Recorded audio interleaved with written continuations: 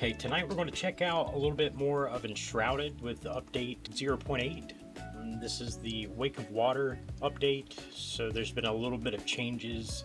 What we're going to check out specifically are the changes to the skill tree, and that's mostly because of understanding the mechanics behind the combat playstyle with Enshrouded, specifically before this update, after this update, and then what's to come with update 1.0 with the full release in fall of 2026 this year.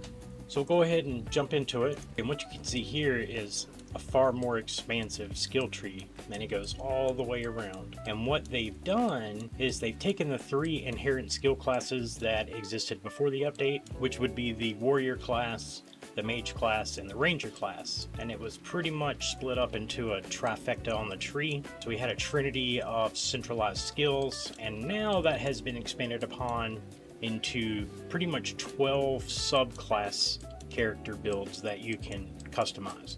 Furthermore, what's really cool about this is you do not have to depend entirely onto one skill tree. In fact, the devs will really want you to lean heavy into adjacent skill tree branches. So for example, I'm running a ranger that has a little bit of an assassin setup, but we'll get into that in just a minute. You come further around, you have athlete, barbarian, warrior, guardian, which is more of a tank aspect, so on and so forth. You've got your mages down here, which is a battle mage, a healer, a wizard, and a trickster, which is more of like a witch slash assassin type of thing. We'll take a look at my ranger here, and you can see what his setup is. I'm currently level 34, and you can see with my attributes here, there's a heavy lean into endurance and dexterity, which dexterity increases your damage with bow and daggers. Endurance is your stamina, and stamina is the resource that you'll consume as a ranger. And one thing all new players notice when they first start out is how clunky and non-smooth the combat style actually is. And you got to understand, as a new player, that's on purpose. You don't really start out as any kind of certain class.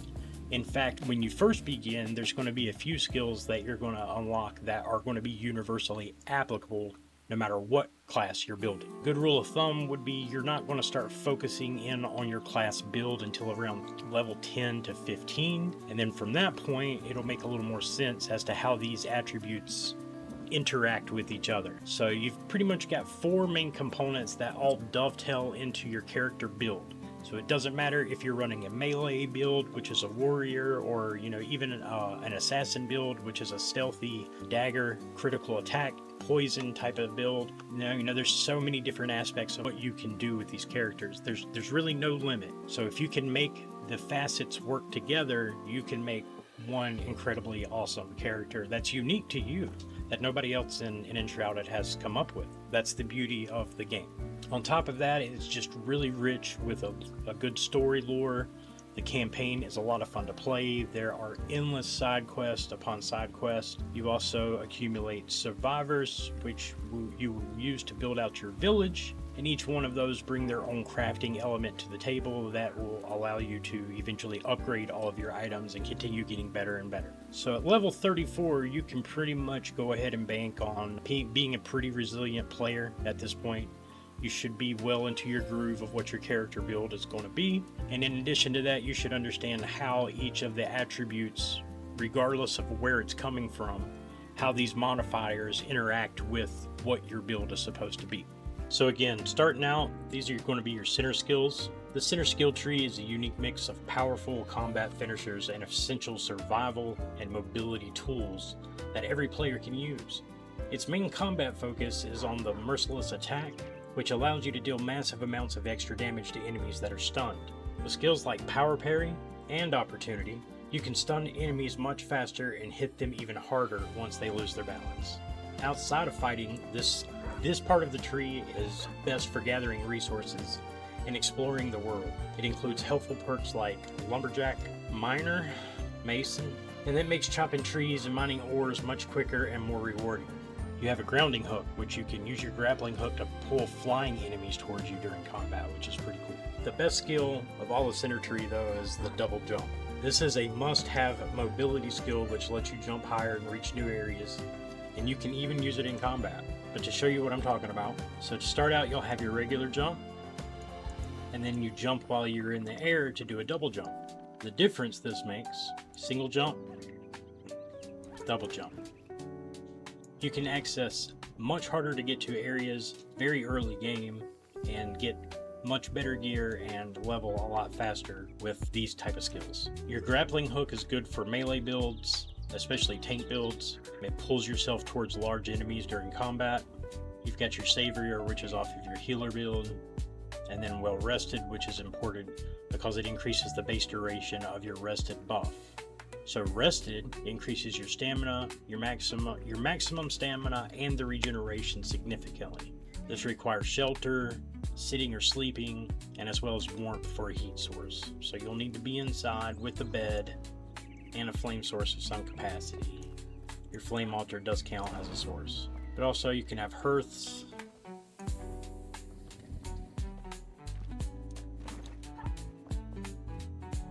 And now we're resting. So to understand the basic premise concept of all of what the skill tree is, okay, we're going to start at the top like it's a clock and work our way clockwise. Essentially, these are the skills that you'll want to focus on early game, at least up through level 10 to 15 before you start branching out into your actual build.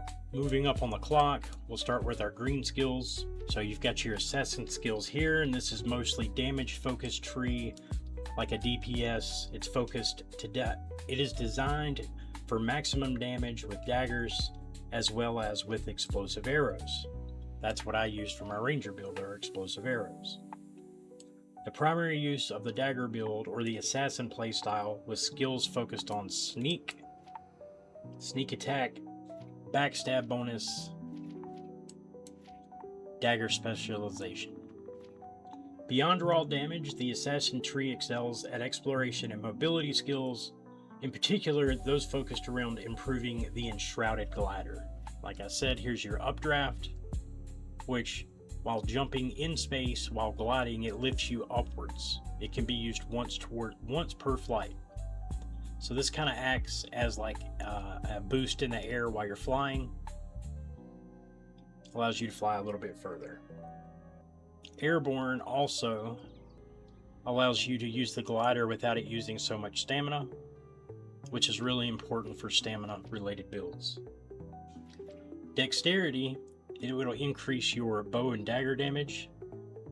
The higher you get the dexterity, the more attributes you get off of character level, so that'll act as a magnifier based on how many attribute points you have and the level that you currently are. This also specializes, like I said, in sneak attacks, where you can sneak up on enemies and deal a ridiculous amount of critical damage. Venomous Blades increases your chance to poison enemies with using daggers. You know, that's pretty straightforward with the dagger build. And then your Venom Mastery, so on and all that.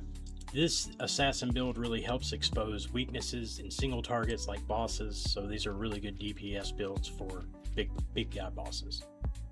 Your assassin and ranger skills are pretty much going to use Silent Stride, which increases your movement speed while sneaking 20%. Here with Eagle Eye, it greatly increases the zoom while you're aiming with your bow. That helps tremendously. Also, your sniper and ranger build focuses heavily in critical strike chance and damage. Also, a good one to use for a ranger build is Shell Shock. This infuses your ranged explosives with mana, and now they stun enemies for an additional 2 seconds. The Ranger skill tree's primary progression path is for archers who want to maximize their raw damage and projectile count. It is built around a heavy concentration of dexterity and the percentage-based damage buffs like marksman. Your damage with bows is increased by 15%. These nodes provide a massive passive boost to all ranged attacks, while skill shots, which going back to our weapons, skill shots specifically reward players who target enemies' weak points with an additional damage multiplier.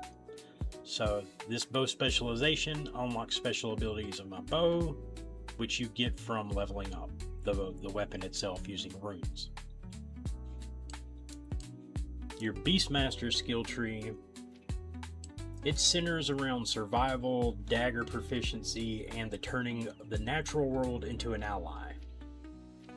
It's a highly defensive path that provides significant poison resistance and several endurance nodes to boost your total stamina.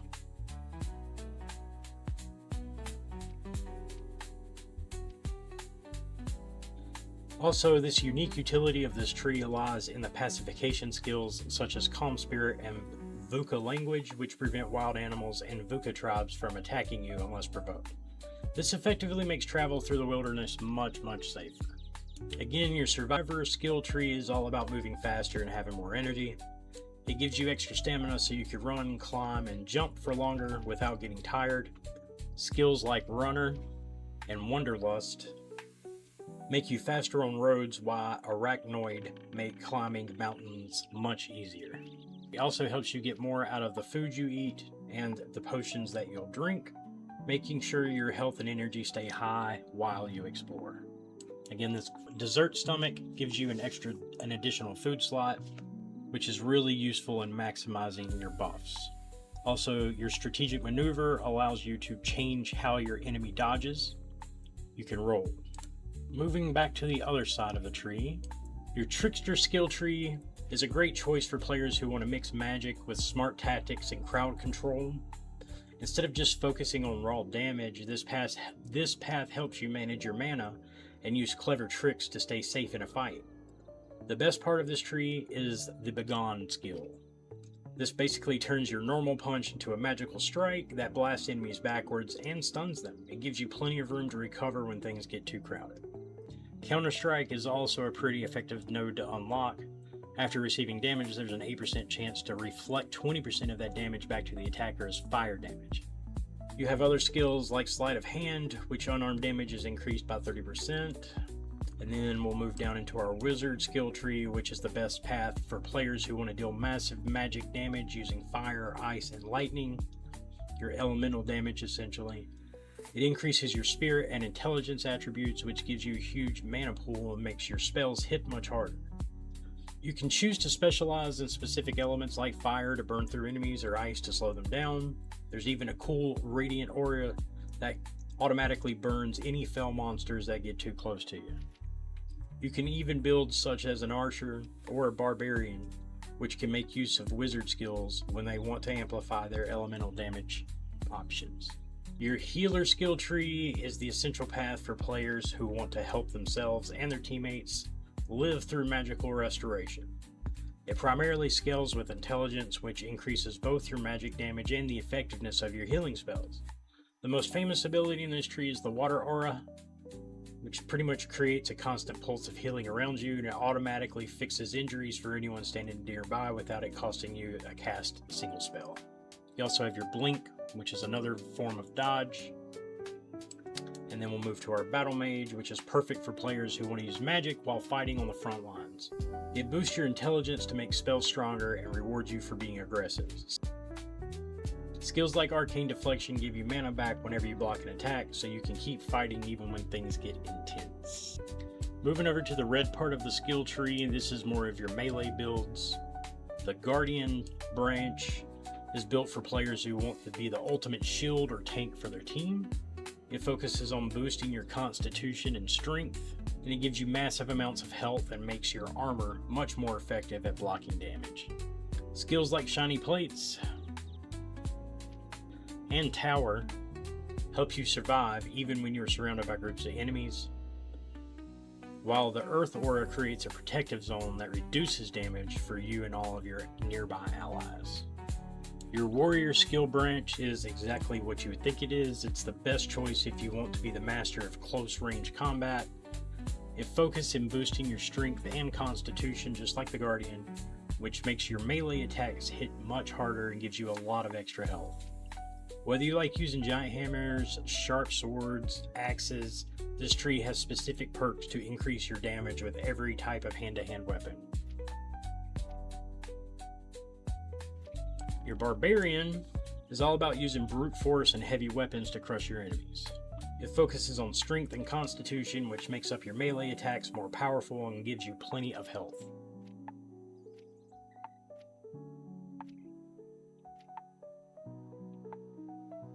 This tree is unique because it helps you fill up an enemy's stun bar much faster.